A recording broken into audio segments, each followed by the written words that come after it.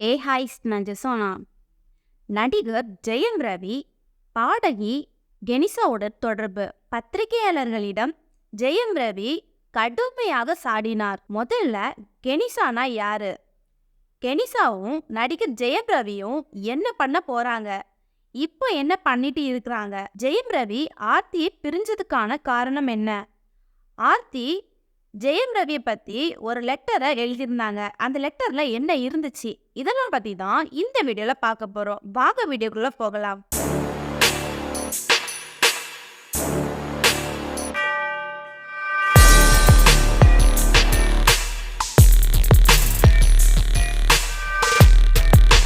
இப்போ ஜெயம் ரவியும் அவங்களுடைய ஆர்த்தி விவகாரத்து பண்ணி சில நாட்கள் தான் ஆயிட்டு இருக்குது. இப்படி இருக்க பட்சத்துல சமூக வலைத்தளங்கள்ல ஜெயம் ரவியை பத்தி எல்லாருமே அதிகமா தப்பா பேச ஆரம்பிச்சிட்டாங்க. அது என்ன அப்படின்னு பார்த்தீங்கன்னா, ஜெயம் ரவி கெனிஷாவிடம் பழகிட்டு இருக்கிறாங்க, கெனிஷாவிடம் தனியா ஸ்டே பண்றாங்க. அதாவது ஆர்த்தியும் ஜெயம் ரவியும் ஒரே ரூம்ல ஸ்டே பண்ணி இருக்கிறதாட்டு 3 மாசமா ஸ்டே பண்ணி இருக்கிறதாட்டு ஒரு வதந்தி பரவிட்டு இருக்குது.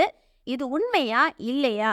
இதை பத்தி நம்ம பார்த்தோம் அப்படின்னா, இதை பார்க்கறதுக்கு முன்னாடி முதல்ல கெனிசானா யாரு அப்படின்னு பார்த்தீங்கன்னா, அவங்க ஒரு பெரிய பாடகி. இவங்க ஒவ்வொரு பெரிய பெரிய ஸ்டேஜில் இவங்க பாடியிருக்காங்க. கிட்டத்தட்ட 600 ஸ்டேஜுக்கு மேலே ஏறி பாடியிருக்கிறாங்க. இவங்க அவங்களுடைய பாட்டு பாடின வருமானத்துலேயும் சரி, அவங்க சமூக வலைத்தளங்களில் சம்பாதிக்கிற பணமும் சரி, எல்லாமே அவங்க கஷ்டப்பட்ட பிள்ளைங்களுக்கு ஹாஸ்டலில் அவங்க கொஞ்சம் சலுகை மூலமாக என்ன பண்ணுறாங்கன்னா அமௌண்ட் கொடுக்குறாங்க. மருத்துவ செலவாக இருந்தாலும் சரி, சாப்பிட்ற ஃபுட்டுக்காக இருந்தாலும் சரி, இந்த மாதிரி கொஞ்சம் கொஞ்சம் அவங்களோட முடிஞ்ச அளவுக்கு பேமெண்ட்டை கொடுத்து ஹெல்ப் பண்ணுறாங்க. இப்போ ஜெயம் ரவியும் கெனிசாவும் இப்போ சேர்ந்து கொஞ்ச நாட்களாகவே ஃபோட்டோஸ் வெளியாயிட்டு இருக்குது. 2 பேருமே திருமணம் பண்ண போகிறாங்களா, இல்லைனா என்ன பண்ண போகிறாங்க? 2 பேர்த்துக்கும் இவங்க 2 பேர்த்துக்குள்ள என்ன தொடர்பு? படம் தான் நடிக்கலையே, என்ன பண்ண போகிறாங்க அப்படின்னு பார்த்தோன்னா, ஜெயம் ரவி என்ன பண்ணுறாங்கன்னா, அவங்களுடைய மனைவி ஆர்த்தியுடன் இருந்து பிரிஞ்சுட்டாங்க. பிரிஞ்சதுனால என்ன பண்ணியிருக்காங்க அப்படின்னு பார்த்தீங்கன்னா, இனி அவங்களுக்கு யாருக்காட்டி வாழணும், இனி சம்பாதிக்கிறது எல்லாமே நம்மளும் கொஞ்சம் ஹெல்ப் பண்ணலாம் அப்படின்னு சொல்லிக்கிட்டு ஒரு பிளான் போட்டிருக்கிறாங்க. அதே மாதிரி கெனிசாவும் என்ன பண்ணியிருக்காங்க அப்படின்னு பார்த்தீங்கன்னா, எல்லாத்துக்கும் ஹெல்ப் பண்ணுறாங்க. 2 பேரும் சேர்ந்து மீட் பண்ணி பேசியிருக்கிறாங்க. பேசின இடத்துல ஜெயம் ரவியும் இவங்களும் சேர்ந்து இனி கஷ்டப்படுறவங்களுக்கு உதவி பண்ணுறதுக்காக நாங்கள் ஹெல்ப் பண்ண போகிறோம், அதனால தான் நாங்கள் சேர்ந்து பேசினோம், அதனால நான் ஆர்த்தியை பிரிஞ்சுட்டேன் அப்படின்னு சொல்லிக்கிட்டு நீங்கள் என்ன பண்ணுறீங்க அப்படின்னா, நான் இவங்கள தான் கல்யாணம் பண்ண போகிறேன், இவங்க கூட தொடர்பில் இருக்கேன் அப்படி நீங்கள் கேவலமாக நீங்கள் பேசுகிறீங்க, அதனால் என்ன அப்படி பேசாதீங்க அப்படின்னு சொல்லியிருக்காங்க. இப்படி ஜெயம் ரவியை யாரெல்லாம் கேவலமாக பேசினாங்க, அவர் யாரை குறிப்பிட்டு சொல்லியிருக்கிறாங்க அப்படின்னு பார்த்தீங்கன்னா, சென்னையில் உள்ள சத்ய தியேட்டருக்கு வெளியே ஊடகங்களில் பேசிய ஒரு பிரபல நடிகர் அவங்கள பற்றி தப்பாக பேசியிருக்கிறாங்களாம். அதாவது அவங்க யார் அந்த நடிகர் அப்படின்னு அவங்க மென்ஷன் பண்ணல. ஆனால் அவங்களுக்கும் இந்த கேள்வியை சொல்லியிருக்கிறாங்க, பதிலாக சொல்லியிருக்காங்க, நான் எங்கள் 2 பேத்துக்கும் எந்த ஒரு தப்பு கிடையாது, நாங்கள் ஒரு இது ஹெல்ப் பண்ணுறது மாதிரி நாங்கள் ஆரம்பிக்க போகிறோம். அதாவது கஷ்டப்பட்ட பிள்ளைங்களுக்கும் சரி, ஏதாவது மருத்துவ செலவும் சரி, எல்லாமே நாங்கள் ஹெல்ப் பண்ண போகிறோம் எங்கள் சார்பா அப்படின்னு சொல்லியிருக்கிறாரு. அதுக்கு முன்னாடி ஒரு பத்திரிகையாளரும் கூறியிருக்கிறாங்க, இவங்க 2 பேருமே ஜெயம் ரவியும் கெனிசாவும் 3 மாசமா கோவாவில் ஸ்டே பண்ணி இருந்ததாகவும் அதை அவங்க பார்த்ததாகவும் என்ன பண்ணியிருக்காங்க அப்படின்னா பத்திரிகையில் வெளியிட்டு இருந்திருக்காங்க. இதுக்கும் ஜெயம் ரவி இந்த பதிலை கேள்விப்பட்டு என்ன சொல்லியிருக்காங்கன்னா, எங்கள் 2 பேத்துக்கும் எந்த தப்பும் கிடையாது, நீங்கள் தேவையில்லாமல் அந்த பொண்ணை இழுக்காதீங்க, ஏன்னா அந்த பொண்ணு கஷ்டப்பட்டு இந்த அளவுக்கு வந்திருக்கு, நீங்கள் அவங்கள கஷ்டப்படுத்துறீங்க, இனி இது அவங்க லைஃப்பில் எப்படி இருக்கும், கஷ்டமாக தானே இருக்கும், எப்படி தயவு செஞ்சு இழுக்காதீங்க, நான் ஆர்த்தியை பிரிஞ்சதுக்கு காரணம் என்னுடைய தனிப்பட்ட முடிவு, அது யாராலையுமே ஃபோர்ஸ் பண்ணலை, நானாக எடுத்த முடிவு, அவங்களுக்கும் எனக்கும் நிறைய ப்ராப்ளம்ஸ் இருந்து, கல்யாணம் பண்ண நாள்லேருந்து சின்ன சின்ன ப்ராப்ளம்ஸ் வந்துகிட்டே தான் இருந்துச்சு.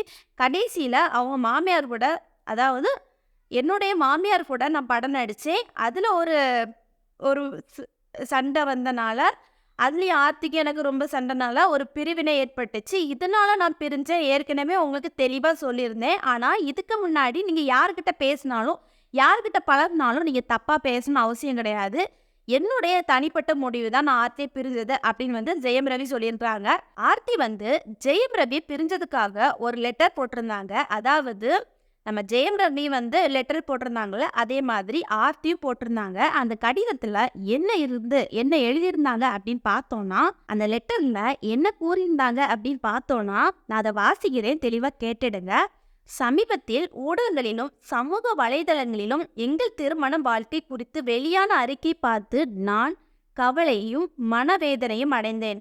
இது முழுக்க முழுக்க என் கவனத்துக்கு வராமலும் என் ஒப்புதல் இல்லாமலும் வெளியான ஒன்று என்பதை தெளிவுபடுத்த விரும்புகிறேன். பரஸ்பர நம்பிக்கை மற்றும் மரியாதையும் கடந்த 18 வருஷங்களாக நான் வாழ்ந்த வாழ்க்கை இந்த அறிக்கையின் மூலம் அதற்குரிய கௌரவம், கண்ணியம் மற்றும் தனித்தன்மையை இழந்து விட்டதாக நான் உணர்கிறேன்.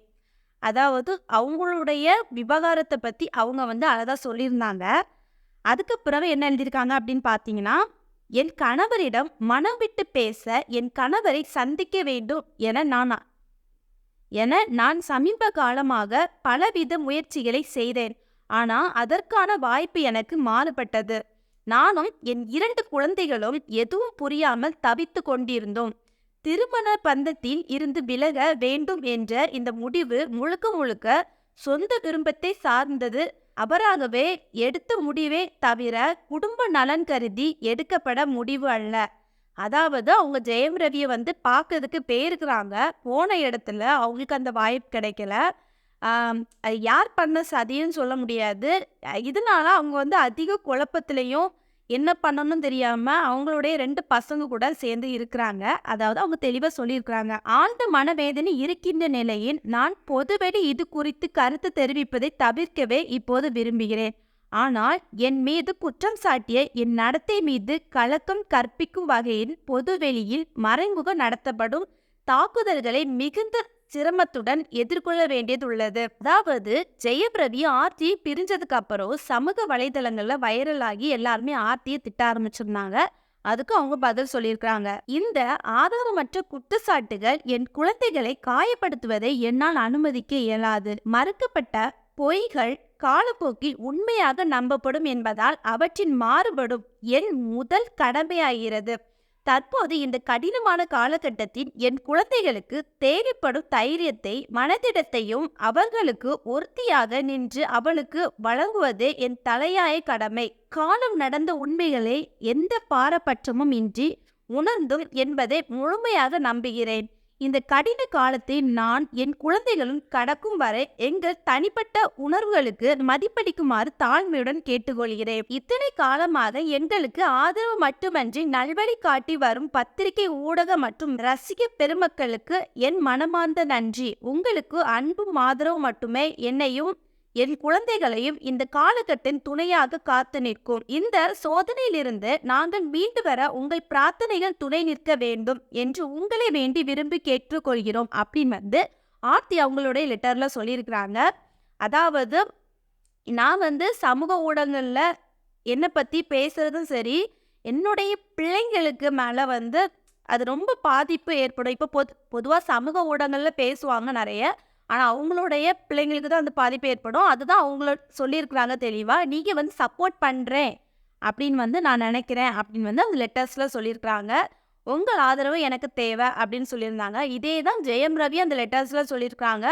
நான் வந்து ஆனால் அவங்க வந்து என்ன சொல்லியிருந்தாங்கன்னா, என்னுடைய டிவோர்ஸ்க்கு வந்து நானாக எடுத்த முடிவு, அது யாருமே பண்ணது கிடையாது. அதாவது ரிலேட்டிவில், அதாவது அவங்க அம்மா, ஃபேமிலிஸ் அந்த மாதிரி பண்ணது கிடையாது. என்னுடைய சொந்த முடிவு. அதனால நான் வந்து இனி உங்களுடைய நடிகராக இருப்பேன். அதனால் நீங்கள் எனக்கு சப்போர்ட் பண்ணுங்க அப்படின்னு சொல்லியிருந்தாங்க. இப்படி ஒரு டைமில் பிரச்சனை போயிட்டு இருக்கும்போது அதுக்கு பிறகு நிறைய வதந்திகள் கிளம்ப ஆரம்பிச்சது. ஒருவேளை ஆர்த்திக்கும் ஜெயம் ரவிக்கும் டிவோர்ஸ் காரணம் இந்த கெலிசாவா இருக்குமோ? இவங்க தான் ஆர்த்திக்கு லைஃப்ல வந்ததுல இருந்து இப்போதுலேருந்து ப்ராப்ளம்ஸ் ஏற்பட்டுதோ அப்படின்னு வந்து ப்ராப்ளம்ஸ் நிறைய போயிட்டே இருந்திருக்குது. அதுக்கு பிறகுதான் ஜெயம் ரவி இதை பார்த்துக்கிட்டு சரியான பதிலடி குடுத்துருந்தாங்க. அது என்ன அப்படின்னு பார்த்தீங்கன்னா, அவங்கள பத்தி யாரும் பேசணும்னு அவசியம் கிடையாது. நானும் அவங்களும் சேர்ந்து ஒரு ஹெல்ப் டீம் மாதிரி அமைச்சு நாங்க வந்து ஹெல்ப் பண்ண போறோம். அதனால தயவு செஞ்சு பேசாதீங்க அப்படின்னு சொல்லிட்டு அவங்க கோபத்த வந்து ஆதங்கத்த ஜெயம் ரவி வந்து வெளிப்படுத்தியிருந்தாங்க. இப்போ நீங்க என்ன நினைக்கிறீங்க? ஜெயம் ரவிக்கும், கெனிசாவுக்கும் ஏதாவது தொடர்பு இருக்கா அப்படின்னு நினைக்கிறீங்கன்னா கமெண்ட்ல சொல்லுங்க. நெக்ஸ்ட் ஒரு இன்ட்ரெஸ்டான வீடியோல சந்திக்கிறேன். பாய்.